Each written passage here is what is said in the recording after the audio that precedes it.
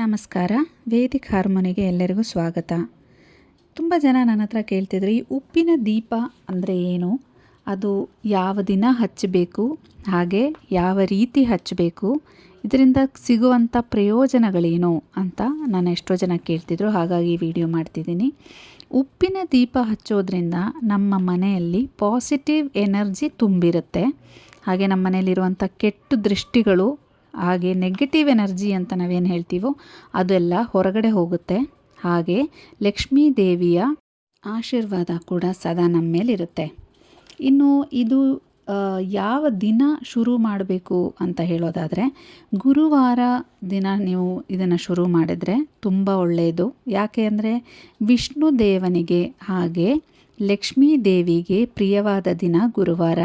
So ಹಂಗಾಗಿ ನೀವು ಇದನ್ನು ಗುರುವಾರ ಶುರು ಮಾಡಿದರೆ ತುಂಬ ಒಳ್ಳೆಯದು. ಇಲ್ಲ ಅಂದರೆ ಪೌರ್ಣಮಿ ದಿನ ಕೂಡ ನೀವು ಇದನ್ನು ಮಾಡ್ಬೋದು, ಹುಣ್ಣಿಮೆ ದಿನ. ಯಾಕೆಂದರೆ ಚಂದ್ರ ಪೂರ್ತಿ ಪವರ್ಫುಲ್ಲಾಗಿರ್ತಾನೆ ಆ ದಿನ. ಹಾಗಾಗಿ ಆವತ್ತಿನಿಂದ ನೀವು ಶುರು ಮಾಡಿದರೆ ಕೂಡ ತುಂಬಾ ಒಳ್ಳೆಯದು. ಇಲ್ಲ ಹಬ್ಬದ ದಿನಗಳಲ್ಲಿ ಮಾಡ್ತೀನಿ ಅನ್ನೋದಾದರೆ ದೀಪಾವಳಿ ಹಬ್ಬದ ದಿನ ನೀವು ಇದನ್ನು ಶುರು ಮಾಡ್ಬೋದು, ಅದು ಕೂಡ ತುಂಬಾ ಒಳ್ಳೆಯದು. ಇನ್ನು ಈ ಉಪ್ಪಿನ ದೀಪವನ್ನು ಹೇಗೆ ತಯಾರಿ ಮಾಡೋದು ಅಂತ ನೋಡೋಣ. ಮೊದಲನೇದಾಗಿ 2 ಮಣ್ಣಿನ ದೀಪ, ಚಿಕ್ಕ ದೀಪ ಬರುತ್ತಲ್ಲ, ನಾವು ದೀಪಾವಳಿ ಹಬ್ಬಕ್ಕೆಲ್ಲ ಇಡುವಂಥ ದೀಪವನ್ನು 2 ತೊಗೋಬೇಕು. ಆಮೇಲೆ ದೊಡ್ಡ ದೀಪ 1 ತೊಗೋಬೇಕಾಗುತ್ತೆ, ಮಣ್ಣಿನ ದೀಪ. ದೊಡ್ಡ ದೀಪ ಇಲ್ಲ ಅಂದರೆ ನಿಮಗೆ ಒಂದು ಸ್ವಲ್ಪ ಆಳ ಇರೋಂಥಂದರೆ ಉಪ್ಪು ಹಾಕಿದರೆ ನಿಲ್ಲಬೇಕು, ಒಂದು ಸ್ವಲ್ಪ ಆಳ ಇರುವಂಥ ಒಂದು ಪಾತ್ರೆನ ನೀವು ತೊಗೋಬೇಕಾಗುತ್ತೆ. ಅದಾದಮೇಲೆ ಇದನ್ನೆಲ್ಲ ಇಡೋಕ್ಕೆ ಒಂದು ತಾಮ್ರದ ತಟ್ಟೆ ಇದ್ದರೆ ಅದನ್ನು ತೊಗೋಬೋದು ನೀವು. ಇದು ಅದರ ಮೇಲೆ ಇಡೋಕ್ಕೋಸ್ಕರ ಅಷ್ಟೇ. ಇನ್ನು ಯಾವ ರೀತಿ ನೀವು ಇದನ್ನು ಮಾಡಬೇಕು ಅಂತ ಹೇಳೋದಾದರೆ, ಮೊದಲನೇದಾಗಿ ದೊಡ್ಡ ಉಪ್ಪು ಹಾಕುವಂಥ ದೊಡ್ಡ ಮಣ್ಣಿನ ದೀಪ ನೀವೇನು ತೊಗೊಂಡಿದ್ದೀರಲ್ವ, ಅದಕ್ಕೆ ಪೂರ್ತಿಯಾಗಿ ಅರಿಶಿಣವನ್ನು ಬಳಿಬೇಕು.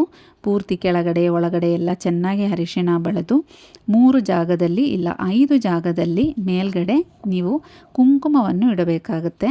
ನಂತರ ಚಿಕ್ಕ 2 ದೀಪ ಇರುತ್ತಲ್ವ, ಅದರಲ್ಲಿ ಒಂದು ದೀಪದಲ್ಲಿ ಪೂರ್ತಿಯಾಗಿ ನೀವು ಅರಿಶಿಣ ಬಳಿದು ಅದರಲ್ಲೂ ಕೂಡ 3 ಇಲ್ಲ 5 ಜಾಗದಲ್ಲಿ ಕುಂಕುಮವನ್ನು ಇಡಬೇಕು. ಇನ್ನು ಒಂದು ಚಿಕ್ಕ ದೀಪ ಏನು ಮಿಕ್ಕಿರುತ್ತೋ ಅದರಲ್ಲಿ ಮೇಲ್ಜಾಗದಲ್ಲಿ ಮಾತ್ರ ನೀವು ಅರಿಶಿಣ ಬಳಿದು ಅದರ ಮೇಲೆ ಕೂಡ 3 ಇಲ್ಲ 5 ಜಾಗದಲ್ಲಿ ಕುಂಕುಮವನ್ನು ಇಡಬೇಕು. ಹಾಗೆ ತಟ್ಟೆ ನೀವೇನು ತೊಗೊಂಡಿದ್ದೀರಾ ಅದರಲ್ಲೂ ಕೂಡ 3 ಇಲ್ಲ 5 ಜಾಗದಲ್ಲಿ ನೀವು ಅರಿಶಿಣ ಮತ್ತು ಕುಂಕುಮವನ್ನು ಇಟ್ಟು ರೆಡಿ ಮಾಡಿಕೊಂಡು, ನಂತರ ಒಂದು ಚಿಕ್ಕ ಮಣೆ ತಗೊಂಡು ಅದರ ಮೇಲೆ ಸ್ವಸ್ತಿಕನ್ನು ಅಕ್ಕಿ ಹಿಟ್ಟಿನಲ್ಲಿ ಬರೆದು ಅದರ ಮೇಲೆ ಒಂದು ಕೆಂಪು ಬಟ್ಟೆಯನ್ನು ಹಾರಿಸಿ, ನಂತರ ಈ ತಟ್ಟೆ ಏನಿಟ್ಟಿದ್ದೀರಲ್ವ ಅದನ್ನು ಅದರ ಮೇಲಿಟ್ಟು ಮಣ್ಣಿನ ಪಾತ್ರೆಯಲ್ಲಿ ತುಂಬುವಷ್ಟು ಕಲ್ಲುಪ್ಪನ್ನು ನೀವು ಹಾಕಬೇಕಾಗುತ್ತೆ. ಈ ಮಣ್ಣಿನ ಪಾತ್ರೆ ಏನು ಅರಿಶಿಣ ನೀವು ಬಳೆದಿಟ್ಟಿರ್ತೀರಲ್ವ, ಕುಂಕುಮ ಎಲ್ಲ ಇಟ್ಟು ಅದನ್ನು ನೀವು ಫಸ್ಟ್ ಇಟ್ಟು ಅದರ ಒಳಗಡೆ ತುಂಬುವಷ್ಟು ಕಲ್ಲುಪ್ಪನ್ನು ನೀವು ತುಂಬಿಸ್ಬೇಕಾಗತ್ತೆ.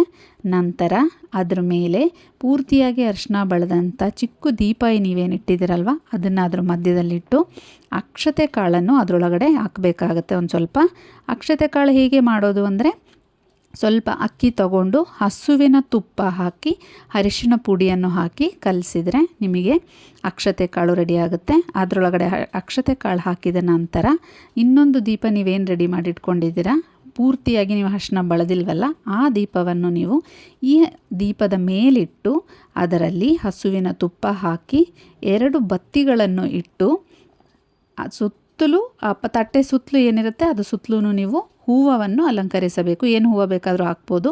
ನಾನು ಕೆಂಪು ಹೂವು ಹಾಕ್ತಿದ್ದೀನಿ, ಯಾಕೆಂದರೆ ಲಕ್ಷ್ಮೀ ದೇವಿಗೆ ಪ್ರಿಯವಾದದ್ದು ಕೆಂಪು ಹೂವು.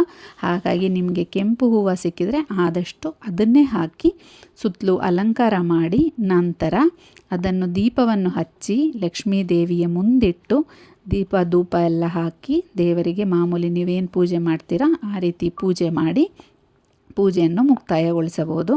ನಂತರ ಈ ಉಪ್ಪನ್ನು ಏನು ಮಾಡ್ಬೋದು ಅಂತ ಕೇಳೋದಾದರೆ, ಆ ಉಪ್ಪನ್ನು ಮತ್ತೆ ಅಡುಗೆಗೆಲ್ಲ ಯೂಸ್ ಮಾಡೋಕ್ಕೆ ಹೋಗಬೇಡಿ. ನೀವು ಅದನ್ನು ತೆಗೆದು ಚೇಂಜ್ ಮಾಡಿ ಮತ್ತೆ ಪೂಜೆಗೆ ಬೇರೆ ಉಪ್ಪನ್ನೇ ಹಾಕಬೇಕಾಗತ್ತೆ. ಅದೇ ಉಪ್ಪನ್ನು ಹಾಕಿ ಮತ್ತೆ ದೀಪ ಹಚ್ಚೋ ಆಗಿಲ್ಲ.